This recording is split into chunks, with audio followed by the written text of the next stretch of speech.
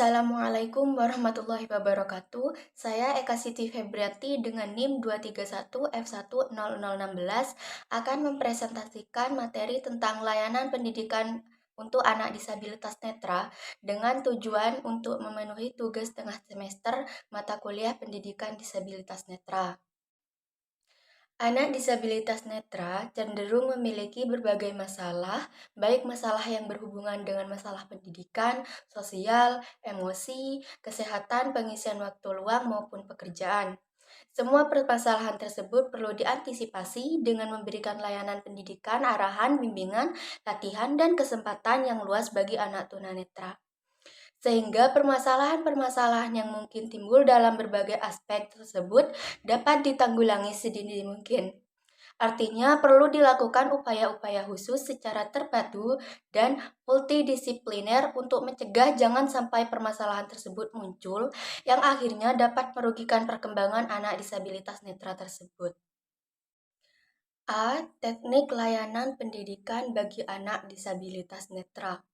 Anak disabilitas netra, baik yang bersifat permanen maupun temporer, memiliki hambatan belajar dan kebutuhan yang berbeda-beda. Hambatan belajar yang dialami oleh setiap anak dapat disebabkan oleh 3 hal, yaitu yang pertama, faktor lingkungan, 2 faktor dari dalam diri anak sendiri, yang ketiga, kombinasi antara faktor lingkungan dan faktor dalam diri anak sendiri. Konsekuensinya, intervensi apapun yang diberikan, baik intervensi pendidikan, psikologis, media, ataupun sosial, harus didasarkan atas hambatan belajar dan kebutuhan masing-masing anak. Pusat dari sistem interpersonal dalam kehidupan seseorang dalam keluarga. Seorang bayi dapat belajar bagaimanapun dan menerima kehidupan itu melalui interaksinya dalam keluarga. Interaksi seseorang di masa depan memperlihatkan intensitas ikatan emosi dan kepercayaan dasar terhadap diri dan dunia luar yang dihasilkan pada interaksi awal dalam keluarga. Saat anak-anak tumbuh dan matang, mereka berubah dalam banyak hal, termasuk dalam keluarga. Hal ini berlangsung selama perkembangan seseorang dalam rentang kehidupannya. Jika anak, remaja, atau orang dewasa mengalami disfungsi psikologis, masalah ini mungkin berawal dari konflik yang tak terpecahkan dalam keluarga di masa lalu. Masalah keluarga, terutama seorang ibu, merupakan gejala interpersonal. Kondisi emosi salah satu anggota keluarga berpengaruh pada setiap anggota yang lain. Bila satu anggota keluarga merasa tidak enak atau discomfort, maka hal ini akan mempengaruhi anggota lainnya. Kondisi keluarga dapat dianalogikan dengan kondisi individu dalam keadaan homeostasis. Jadi, dalam konseling atau terapi, keadaan homeostasis struktur keluarga ini, anak-anak merupakan emosional produk dari keluarga. Perilaku manusia, terutama anak dengan hambatan penglihatan, merupakan hasil belajar, sehingga dapat diubah dengan memanipulasi atau mengkreasi kondisi-kondisi belajarnya.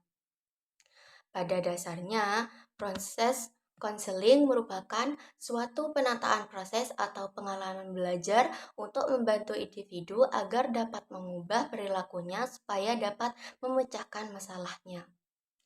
Prinsip pengajaran pada anak disabilitas netra harus berdasarkan keterbatasan dalam hal variasi dan luasnya pengalaman, keterbatasan dalam hal mobilitas, dan keterbatasan dalam interaksi dengan lingkungan. Untuk memenuhi kebutuhan di atas, maka diperlukan 3 prinsip, yaitu 1. Pengalaman konkret, 2. Penyatuan antar konsep, dan yang ketiga, belajar sambil melakukan. Keterangannya yang pertama, pengalaman konkret. Karena kendala dalam penglihatan, maka anak disabilitas netra memerlukan pengalaman konkret dikarenakan penglihatan yang terbatas maka beberapa objek nyaris tidak dapat dipahami secara konkret, seperti objek yang terlalu besar dan jauh, seperti gunung, matahari, bulan, dan lain sebagainya. Untuk memahamkan hal tersebut, maka diperlukan berbagai teknik modifikasi agar anak disabilitas paham. Salah satu caranya yaitu dengan memberikan ilustrasi atau analogi-analogi yang memungkinkan konsep tersebut dapat dipahami dengan baik. Hal ini perlu diberikan guru agar anak disabilitas netra dapat mengalami secara nyata dan tidak hanya mengalami secara verbal ataupun verbalis saja. Yang kedua, penyatuan antar konsep. Sebagian besar pengalaman dan pemahaman diperoleh dari informasi visual dan non-visual yang diperoleh dari indera selain mata. Maka dari itu, perabaan berperan sangat penting tentang objek yang tidak bersuara. Objek yang harus dipahami melalui perabaan dapat dikategorikan objek yang kecil atau dapat dijangkau oleh perabaan dalam telapak tangan. Teknik ini disebut dengan teknik analistik atau analistik touch. Yang ketiga, belajar sambil melakukan. Prinsip belajar sambil melakukan berkaitan erat dengan prinsip pengalaman konkret dengan praktek langsung. Untuk memahami benda di luar jangkauan telapak tangan, maka peran teknik perabaan sintesis sangat penting. Dalam teknik perabaan sintesis dilakukan dengan meraba bagian demi bagian, kemudian secara keseluruhan dibentuk berdasarkan informasi bagian-bagian tersebut. Sebagai contoh, dalam memahami hewan gajah, anak disabilitas netra harus meraba bagian demi bagian, misalnya kaki, ekor, belalai, tubuh, dan seterusnya. Nah, itu tadi penjelasan tentang teknik pelayanan bagi anak disabilitas netra. Selanjutnya saya akan menjelaskan bagian yang B tentang tenaga kependidikan yang diperlukan bagi anak disabilitas netra. Yang pertama, guru dengan beberapa kualifikasi. Yang pertama, SGPLB atau Sekolah Guru Pendidikan Luar Biasa. Yang kedua, S1 PLB atau Sarjana Pendidikan Luar Biasa. Yang ketiga, S1 bukan PLB tetapi memiliki latar belakang keahlian tertentu atau khusus yang dibutuhkan anak disabilitas netra, seperti pendidikan agama, music, message, dan lain sebagainya. Dan yang terakhir, guru sekolah umum yang diberikan training minimal 6 bulan. Itu tadi guru dengan beberapa kualifikasinya. Yang kedua, psikologi. Psikologi diperlukan untuk mengetahui sejauh mana kemampuan inteligensi anak disabilitas netra dan membantu guru dalam pembuatan asesmen yang bertujuan untuk mengetahui kelemahan dan kelebihan sang anak, sehingga dapat diketahui apa yang menjadi kebutuhan anak disabilitas netra dalam proses pembelajarannya. Yang ketiga, dokter mata. Rekomendasi dari dokter mata sangat diperlukan bagi lembaga penyelenggara pendidikan untuk anak disabilitas netra. Karena rekomendasi yang menerangkan bahwa sang anak mengalami hambatan penglihatan adalah seorang dokter yang memang pada dasarnya memiliki basic atau pendidikan dalam ilmu tentang mata. Yang keempat, optometris. Kemampuan penglihatan anak disabilitas netra dapat diketahui salah satunya dari hasil asesmen klinis yang dilakukan oleh optometris. Kondisi penglihatan anak disabilitas netra dapat diketahui melalui laporan hasil asesmen, misalnya mengenai ketajaman penglihatan, lantang pandang, kebutuhan media alat tulis, dan alat bantu yang diperlukan sesuai dengan anak, alat peraga yang diperlukan, dan penempatan kelas. Selanjutnya adalah layanan pendidikan untuk anak disabilitas netra bagian yang C, yaitu jenjang pendidikan bagi anak disabilitas netra. Anak disabilitas netra akan menempuh jenjang pendidikan yang sama atau tidak memiliki perbedaan dengan anak-anak normal pada umumnya. Adapun jenjang pendidikan yang akan ditempuh anak disabilitas netra yaitu yang pertama, Taman Kanak-kanak Luar Biasa atau yang biasa disebut TKLB. Program kegiatan pembelajarannya ada dua, yaitu program umum dan program khusus. Program umum yaitu pembentukan perilaku melalui pengembangan Pancasila, agama, disiplin, perasaan atau emosi, dan kemampuan bermasyarakat, serta pengembangan kemampuan berbahasa, daya pikir, daya cipta, keterampilan, dan jasmani. Program khususnya yaitu orientasi mobilitas. Nah, susunan program pelajarnya ada 4. Yang pertama, kegiatan belajar 3 jam per hari, setiap jam lamanya 30 menit. Yang kedua, lama pendidikan berlangsung selama 1 sampai 3 tahun. Yang ketiga, usia sekurang-kurangnya 3 tahun.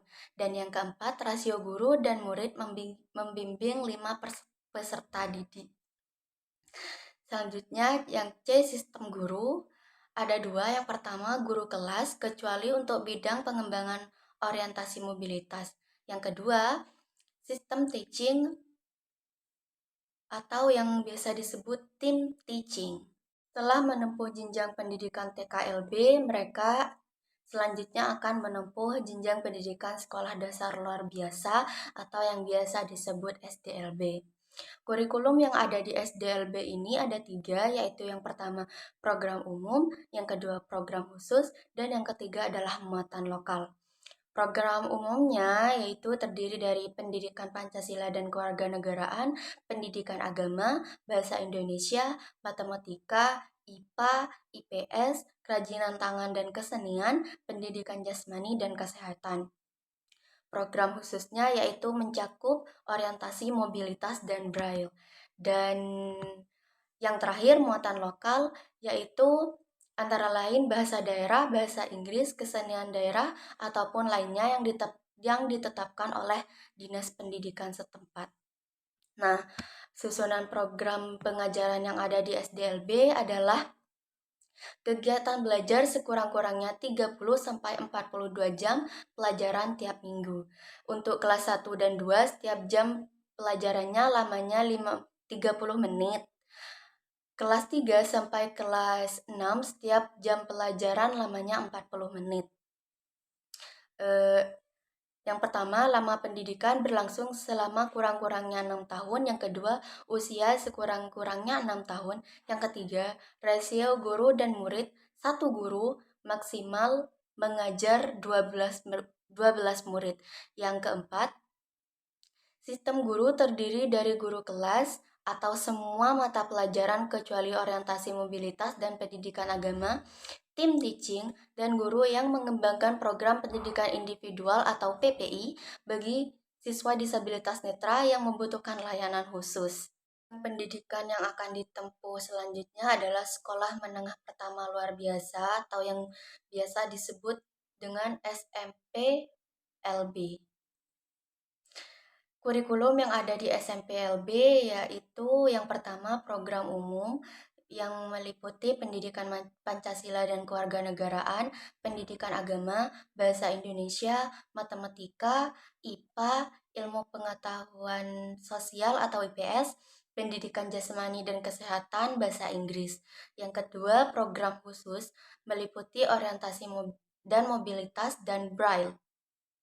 Yang ketiga, program muatan lokal meliputi bahasa daerah, kesenian daerah, atau lainnya yang telah ditetapkan oleh Dinas Pendidikan setempat. Yang keempat adalah program pilihan, yaitu paket keterampilan, rekayasa, pertanian, usaha dan perkantoran, kerumah tanggaan, dan kesenian. Susunan program pembelajaran yang ada di SMPLB yaitu yang pertama, kegiatan belajar sekurang-kurangnya 42 jam tiap pelajaran per minggu. Setiap jam pelajaran lamanya 45 menit, alokasi waktu program umum, program khusus, dan muatan lokal kurang lebih 48%, sedangkan alokasi waktu program pilihan kurang lebih 52%. Yang kedua, lama pendidikannya berlangsung selama kurang-kurangnya 3 tahun. Yang ketiga, siswa telah tamat sekolah dasar luar biasa atau satuan pendidikan yang sederajat atau setara. Yang keempat, rasio guru dan murid, 1 guru mengajar maksimal 12 siswa. Yang kelima, sistem guru, yaitu sistemnya guru mata pelajaran. Selanjutnya adalah jenjang pendidikan sekolah menengah luar biasa atau yang biasa disebut dengan SMLB. Kurikulum yang ada di dalam SMLB ada 8, yaitu diantaranya yang pertama, program umum meliputi pendidikan Pancasila dan kewarganegaraan, pendidikan agama, bahasa Indonesia, matematika, IPA, IPS, pendidikan jasmani, dan kesehatan dan bahasa Inggris. Yang kedua, program khusus yaitu Braille. Yang ketiga, program pilihan meliputi paket keterampilan rekayasa, pertanian, usaha, dan perkantoran, kerumah tanggaan, dan kesenian. Yang keempat, susunan program pengajaran, yaitu kegiatan belajar sekurang-kurangnya 42 jam pelajaran tiap minggu. Setiap jam pelajaran lamanya 45 menit, alokasi waktu program umum kurang lebih 38%, sedangkan alokasi program pilihan kurang lebih 62%. Yang kelima, lama pendidikan, berlangsung selama sekurang-kurangnya 3 tahun. Yang keenam, siswa telah tamat sekolah menengah pertama atau yang sederajat atau yang setara. Yang ketujuh, rasio guru dan murid. Satu guru mengajar maksimal 12 siswa. Mohon maaf, maksimal 12 siswa. Dan yang terakhir adalah sistem guru, yaitu guru mata pelajaran. Selanjutnya adalah layanan pendidikan bagi anak disabilitas netra bagian yang D, yaitu model pendidikan. Model pendidikan dalam layanan pendidikan untuk anak disabilitas netra ada beberapa macam, yaitu yang pertama, pendidikan khusus atau SLB. Yang kedua, pendidikan terpadu. Yang ketiga, guru kunjung. Dan yang keempat, guru inklusif. Keterangannya, yang pertama, pendidikan khusus. SLB adalah lembaga pendidikan yang menyelenggarakan program pendidikan bagi anak berkebutuhan khusus. Untuk SLB tunanetra atau A, yaitu sekolah yang hanya memberikan pelayanan khusus untuk anak disabilitas netra saja. Yang kedua, pendidikan terpadu. Pendidikan terpadu ialah model penyelenggaraan program pendidikan bagi anak yang berkebutuhan khusus yang diselenggarakan bersama-sama dengan anak bangsa pada umumnya dalam satuan pendidikan yang bersangkutan di sekolah reguler, meliputi SD, SMP, SMA, dan SMK, dengan menggunakan kurikulum yang berlaku di lembaga pendidikan yang bersangkutan. Yang ketiga adalah guru kunjung. Dalam pendidikan terpadu harus disiapkan guru kunjung. Pelayanan pendidikan dengan model guru kunjung ini biasanya dilaksanakan di beberapa tempat, yaitu bisa di rumah anak disabilitas itu sendiri, bisa di sebuah tempat yang menampung beberapa anak disabilitas itu sendiri, dan bisa juga di rumah sakit.